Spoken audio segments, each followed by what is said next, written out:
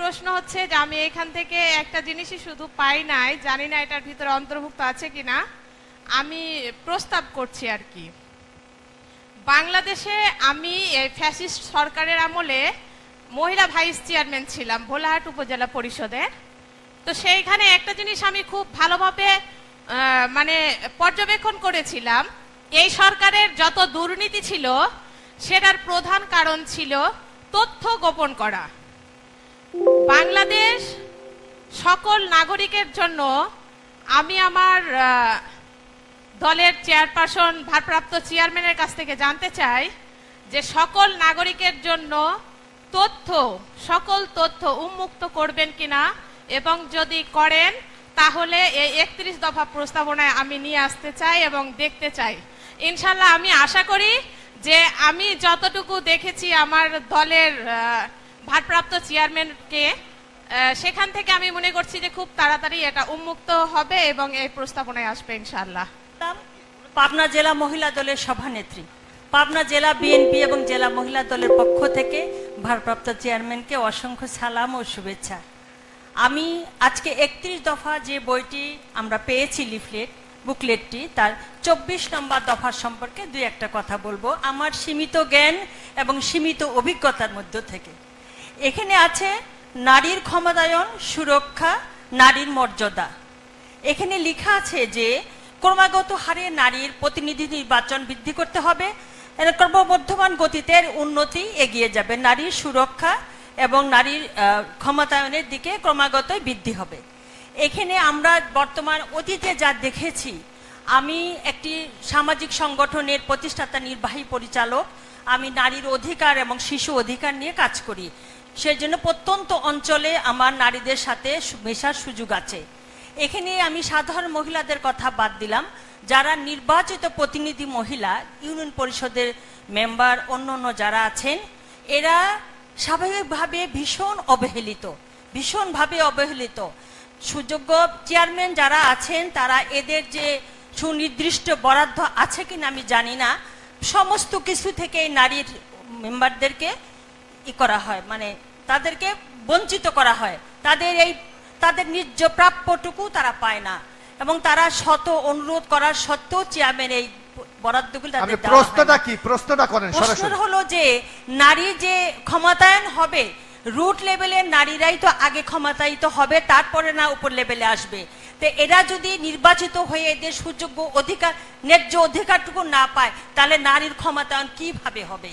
আগামী দিনে আমাদের মাননীয় চেয়ারপ্রধান যিনি, উনি যদি, আমার দল যদি ক্ষমতায় আসে, তবে এই সব নারীদের, রুট লেভেল নারীদের জন্য কি ভূমিকা উনি রাখবেন, কিংবা কি ভূমিকা আমার দল রাখবে, সেটা একজন মহিলা হিসেবে আমার জানা মনে করি আমি প্রয়োজন। জনাব তারেক রহমান। ধন্যবাদ। বিসমিল্লাহির রহমানির রহিম। আজকের এই অনুষ্ঠানের সম্মানিত সভাপতি, মঞ্চে উপস্থিত রাজশাহী বিভাগের বিভিন্ন নেতৃবৃন্দ, প্রশিক্ষণ বিষয়ক কমিটির সদস্যবৃন্দ, এবং আমার সামনে উপস্থিত রাজশাহী বিভাগের বিভিন্ন জেলা থেকে আগত মূল দল সহ অঙ্গ সহযোগী সংগঠনের জেলা পর্যায়ের সকল উপস্থিত নেতৃবৃন্দ, আসসালামু আলাইকুম। আমার মনে হয় বক্তব্য দেবার বোধহয় খুব একটু বেশি কিছু বাকি নেই আমার, কারণ কয়েকটি প্রশ্নের যেই জবাবগুলো দিয়েছি মোটামুটি বেশ অনেকটা কভার হয়ে গেছে। তো এখন মূল বিষয়টি হচ্ছে যে আপনারা সকলে আজ এখানে একত্রিত হয়েছেন। কেন একত্রিত হয়েছেন একটু আগেই যেটা আমি মনে হয় বলেছি, যে এই যে 31 দফা, আমরা 31টা দফা দিয়েছি, এই দফার ব্যাপারে আপনাদেরকে আরো বিস্তারিতভাবে আজকে তুলে ধরা হয়েছে বিভিন্ন কথা। 31 দফা যখন আমরা দিয়েছি, আমরা ঢাকা শহরে এটিকে লঞ্চ করেছি। স্বাভাবিকভাবেই আপনারা জেলা পর্যায়ে যারা বিভাগ পর্যায়ে নেতৃবৃন্দ আছেন, আপনাদের মনে হয়তো অনেকের মনেই প্রশ্ন ছিল, যাচ্ছে 31 দফা আমরা তো বুঝলাম, পড়লাম, এর ভিতরে কিছু জিজ্ঞাসা আছে কিভাবে হবে, এই যেগুলা জানবো কি করে, ঢাকার নেতারা জানলো, আমরা তো জানলাম না। আপনারা যাতে জানতে পারেন, জানেন, সেজন্যই আমরা চেষ্টা করেছি এরকম একটি ব্যবস্থা করতে। এবং আপনারা যেটি জানলেন, আপনাদেরকে আমরা যেটি জানালাম, আপনাদের মাধ্যমে আমাদের প্রান্তিক পর্যায়ে, তৃণমূল পর্যায়ে যারা নেতৃবৃন্দ আছে, সহকর্মীবৃন্দ, কর্মীবৃন্দ আছে, তাদের কাছে আপনারা নিয়ে যাবেন। এবং তাদের মাধ্যমে জনগণ পত্রিকার পাতায় দেখেছে যে বিএনপি 31 দফা লঞ্চ করেছে, 31 দফা দিয়েছে। কিন্তু সেটা কি, কতটুকু কি জনগণও পড়েছেন সেগুলা, জনগণ যারা পড়েছেন তারা দেখেছেন, আপনারা যেরকম পড়লেন এরকম ওনারাও পড়েছেন। বাট এর ভেতরেও কিছু কথা থাকে, যে কথাগুলো আজকে আপনারা নিজেরা জিজ্ঞেস করেছেন, জেনেছেন, এই কথাগুলো আপনারা প্রান্তিক নেতাদের বলবেন, তৃণমূল নেতাদের বোঝাবেন, বলবেন, ওনারা এগুলো আবার নিয়ে যাবেন জনগণের কাছে, জনগণের সেই প্রশ্নের উত্তরগুলো ওনারা দিবেন। এখন সহকর্মীবৃন্দ, এই যে 31 দফা, কেন এই 31 দফা? দেখুন, এখানে উপস্থিত যতজন মানুষ আপনারা আজকে উপস্থিত আছেন, আমার মনে হয় না হলেও এখানে এমন একজন মানুষ আছেন যার নামে না হলেও মিনিমাম একটা দুইটা মিথ্যে মামলা আছে, আছে না? মিনিমাম হলেও তা আছে এখানে উপস্থিত প্রতিটা মানুষের নামে, অর্থাৎ প্রত্যেকটা মানুষের নামে এখানে মিথ্যে মামলা কম বেশি আছে। সে আপনি বিএনপি হন, যুবদল হন, ছাত্র দল হন, স্বেচ্ছাসেবক দল হন, মহিলা দল হন, আইনজীবী ফোরাম হন, তাঁতি দল হন, কৃষক দল হন, যেটাই হন না কেন আপনি, আপনার সিল, কপালে সিল বিএনপি আছে, তো আপনার নামে মিথ্যে মামলা আছেই সেই স্বৈরাচারের সময় থেকে। তখন আমাদের একটি লক্ষ্য ছিল কি, বিএনপি বলুন, গণতন্ত্রে বিশ্বাসী বাংলাদেশের প্রতিটি রাজনৈতিক দল, প্রতিটি ব্যক্তির, গণতন্ত্রে বিশ্বাসী প্রতিটি মানুষের লক্ষ্য উদ্দেশ্য ছিল ওই স্বৈরাচার, স্বৈরাচার হাসিনার পতন। আলহামদুলিল্লাহ, জনগণের রাজনৈতিক দলগুলো একসাথে মিলে জনগণের প্রচেষ্টায়, জনগণের সমর্থন, জনগণকে সাথে নিয়ে, ছাত্র জনতা সকলকে সাথে নিয়ে বাংলাদেশের মানুষ সফল হয়েছে। বাংলাদেশ সৃষ্টির পরে সবচাইতে বড় যে স্বৈরাচার ছিল, মাফিয়া ছিল, যে নামেই বলেছিল বলি না কেন আমরা, তার পতন হয়েছে। এখন একটি অধ্যায় শেষ। এই অধ্যায় শেষ হবার পরে আরেকটি অধ্যায় শুরু। একটু আগে আমি বলেছি, আপনি আজকে কৃষি বলেন, শিক্ষা বলেন, অর্থনীতি বলেন, বিচার ব্যবস্থা বলেন, সিভিল প্রশাসন বলেন, পুলিশ প্রশাসন বলেন, স্বাস্থ্য বলেন, যেই সেক্টরের কথা বলেন না কেন, গত 15 বছরে প্রত্যেকটা সেক্টরকে ধ্বংস করে দিয়ে গেছে। পত্রিকার পাতা খুললেই দেখি আমরা লক্ষ কোটি টাকা বিদেশে পাচার করে দিয়েছে, এই দেশের মানুষের অর্থ সম্পদ বিদেশে পাচার করে দিয়েছে, এই দেশের মিল কারখানা, ব্যবসা বাণিজ্য, শিক্ষা, স্বাস্থ্য ধ্বংস করে দিয়েছে।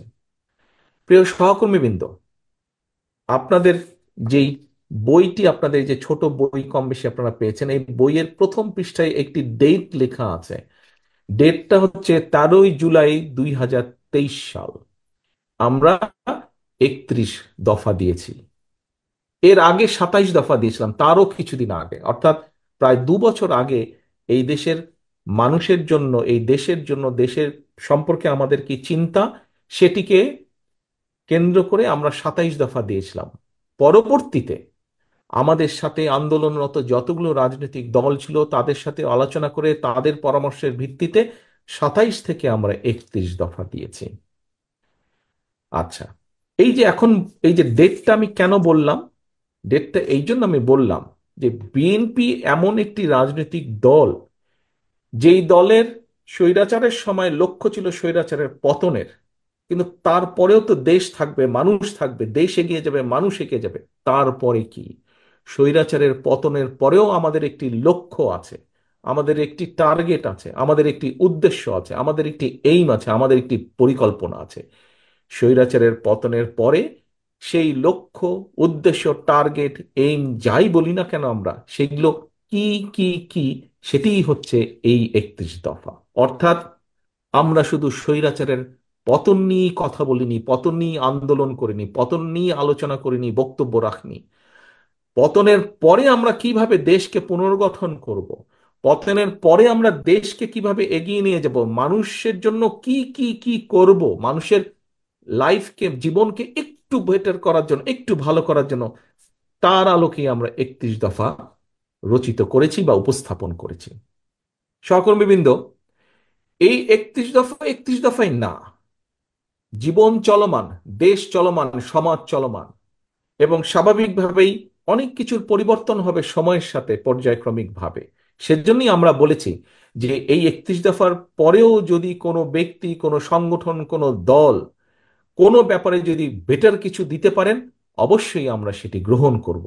এই 31 দফা শুধু বিএনপির 31 দফা নয়, একটু আগেই আমি বলেছি 31 দফার মধ্যে আরো রাজনৈতিক দল যারা গণতন্ত্রে বিশ্বাস করে, মানুষের ভোটের অধিকারে বিশ্বাস করে, মানুষের অর্থনৈতিক মুক্তিতে বিশ্বাস করে, তাদের সকলের সম্মিলিত চিন্তার সমষ্টিগত ফল হচ্ছে এই 31 দফা।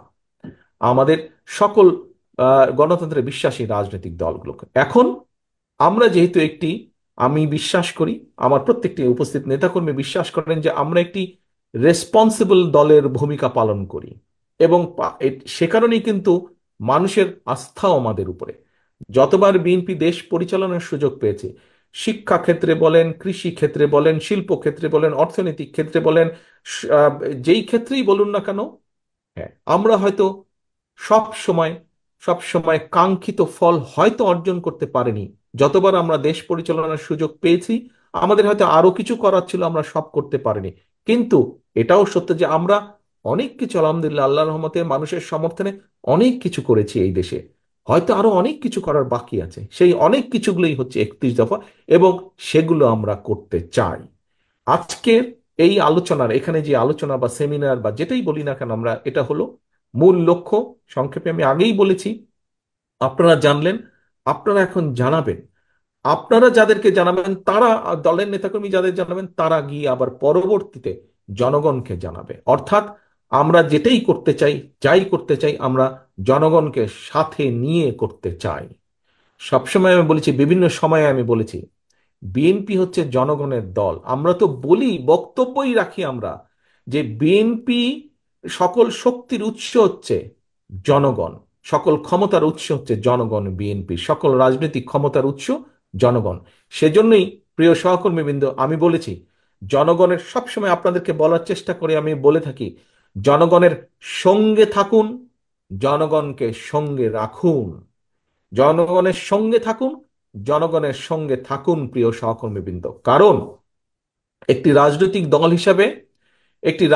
দল হিসেবে যদি আমরা টিকে থাকতে চাই, সেটি রাজনীতিতে যদি টিকে থাকতে চাই, জনগণের মাঝে যদি টিকে থাকতে চাই, ইতিহাসের পাতায় যদি আমাদেরকে টিকে থাকতে হয়, প্রিয় সহকর্মীবৃন্দ, এই দেশের জন্য এবং জনগণ যেটা চায় সেরকম কাজের বাইরে কিছু করলে আমরা টিকে থাকতে পারবো না। টিকে থাকতে হলে অবশ্যই আমাদেরকে জনগণের প্রত্যাশা অনুযায়ী কাজ আমাদেরকে করতে হবে। সহকর্মীবৃন্দ, আপনারা প্রায় কিন্তু আমার সাথে যখন দেখা হয়, আপনাদের মিটিং হয় বিভিন্ন জায়গায়, আপনারা আমাকে একটি কথা বলেন, শুধু ব্যক্তিগত মিটিং বা দলীয় মিটিং এ নয়, আপনারা জনসভাতেও অনেকেই বক্তব্যে একটি কথা বলেন। কি কথা? জনগণ বিএনপির দিকে তাকিয়ে আছে। এরকম একটি কথা বলেন তো, আপনারা বলেন না? আপনারা বক্তৃতা, বিবৃতি বিভিন্ন জায়গায় আপনারা বলেন, সেটি বিএনপি হোক, যুবদল, ছাত্রদল, স্বেচ্ছাসেবক, যেই হোক না কেন, আমাদের অঙ্গ সহযোগী, আপনারা বক্তৃতা, বিবৃতিতে, দলীয় ফোরামে হোক, জনসভায় বলেন যে জনগণ বিএনপির দিকে তাকিয়ে আছে। সহকর্মীবৃন্দ, আহ আপনি যদি ছোট্ট একটি উদাহরণ চিন্তা করেন, আপনার পরিবারের কোন সদস্যের উপরে আপনি আস্থা রাখেন? আপনি, পরিবারে তো অনেক সদস্য থাকে, সবার উপরে তো আপনি আস্থা একরকম রাখেন না। কার উপরে আপনি আস্থা রাখেন? আপনি তার উপরেই আস্থা রাখেন যার সম্পর্কে আপনার ধারণা আছে যে আপনি বিপদে পড়লে, কোনো সমস্যায় পড়লে, আপনার সেই পরিবারের সদস্যটা এগিয়ে আসবে আপনার সহযোগিতার জন্য, আপনার পাশে এসে দাঁড়াবে, পারুক না পারুক আপনার পাশে দাঁড়াবে। বিপদ আপদে পড়লে কিন্তু আপনি সেই বন্ধুটির কথা মনে করেন, সেই স্বজনটির কথা বা সেই আত্মীয়টির কথা মনে করেন, করেন না সহকর্মীবৃন্দ? বিএনপি হচ্ছে এমন একটি দল, দেশের মানুষ বিএনপিকে সেই আস্থায় নেয়। কিন্তু সহকর্মীবৃন্দ, এখানে একটি বড় কিন্তু আছে, বিশাল বড় একটি কিন্তু আছে। আপনাকে কিন্তু সেই মর্যাদা, বিশ্বাস আপনি অর্জন করেছেন একটি পর্যায়ে।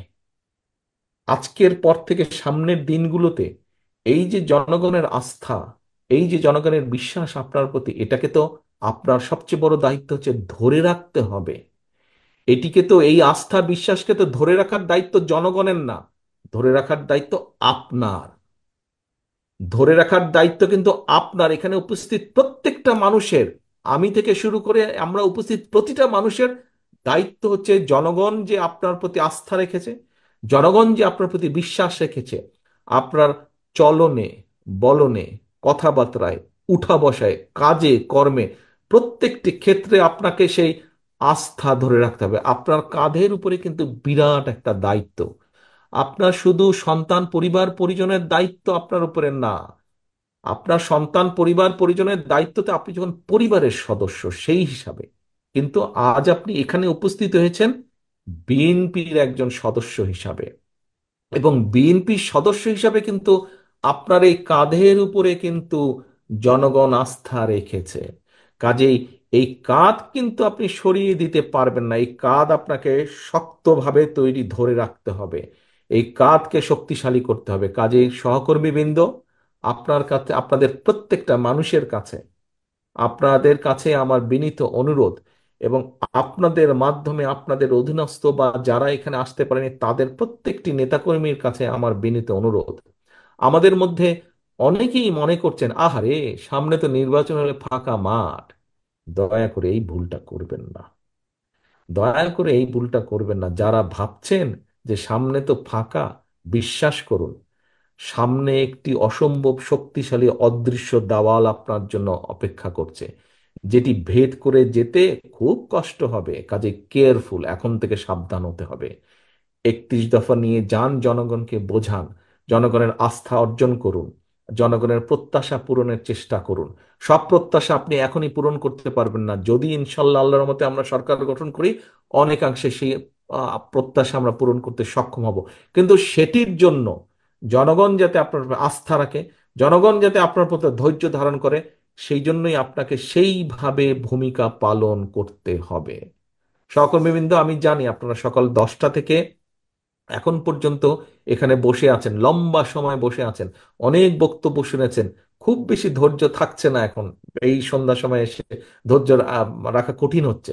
বাট আমি যেই কথাগুলো বা যেই আহ্বানগুলো আপনার কাছে করছি, আজকে যদি একটু ধৈর্য সহকারে যদি আপনারা সেভাবে কর্মপন্থা না ঠিক করেন, সেভাবে যদি ধৈর্য ধারণ না করেন, ওই যে আমাদের এখানে একজন লয়ার একটু আগে প্রশ্ন করেছেন যে এই কেস কাচারিগুলো যেগুলো আছে কি হবে।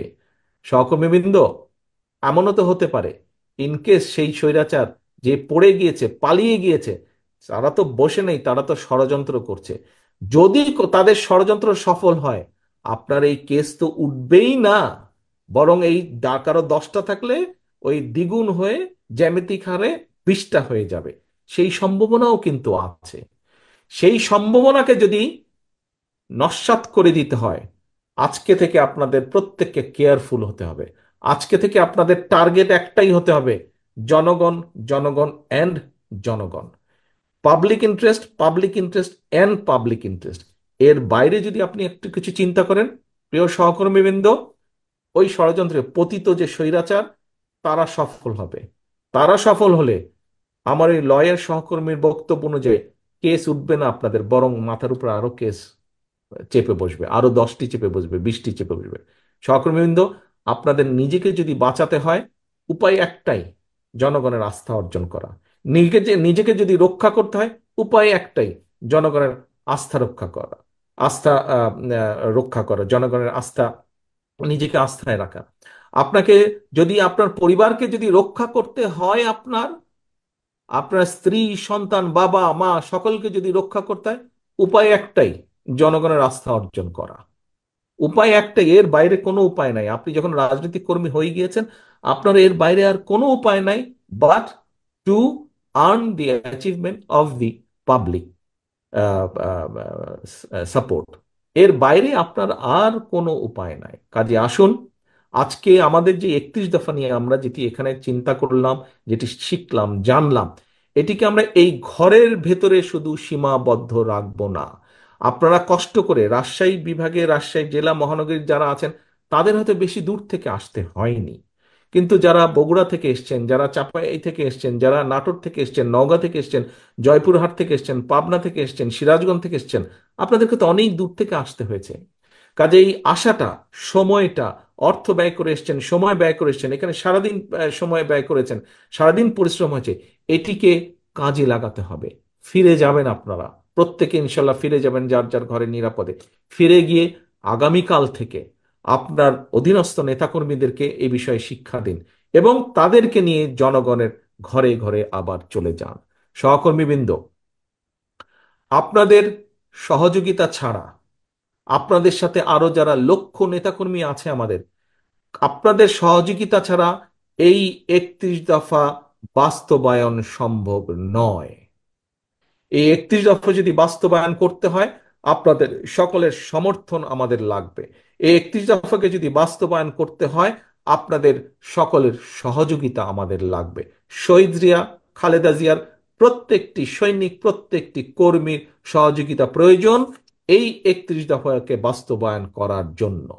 এবং আসুন আজকে আমরা এখানে প্রতিজ্ঞাবদ্ধ হই যে আমরা যেই প্রত্যাশা নিয়ে আজ এখানে একত্রিত হয়েছি, আমরা যাতে সেই প্রত্যাশা পূরণে, সেই প্রতিজ্ঞা পূরণে সক্ষম হই। আল্লাহ যাতে আমাদেরকে সেই শক্তি দেন। আমরা মানুষের আস্থা অর্জনের জন্য যে সকল কাজ করা প্রয়োজন, মানুষের আস্থা অর্জনের জন্য যেভাবে চলা প্রয়োজন, আল্লাহ যাতে আমাদেরকে সেই জ্ঞান দেন, সেই ধৈর্য আমাদেরকে দেন। আপনাদের সকলকে ধন্যবাদ। আজকে যারা এই অনুষ্ঠানের আয়োজন করেছেন, বিএনপির প্রশিক্ষণ বিষয়ক সম্পাদক সহ, প্রশিক্ষণ বিষয়ক কমিটি সহ, আমাদের বিএনএসসির নেতৃবৃন্দ, আমাদের বিভাগীয় নেতৃবৃন্দ যারা আছেন, আপনাদের সকলকে ধন্যবাদ জানাচ্ছি আজকে সুন্দরভাবে এই অনুষ্ঠানটি উপস্থাপন এবং পরিচালনা করার জন্য। সকলে ভালো থাকবেন, ইনশাল্লাহ সুস্থ থাকবেন। আল্লাহ হাফেজ। বাংলাদেশ জিন্দাবাদ। বাংলাদেশ জাতীয়তাবাদী দল জিন্দাবাদ।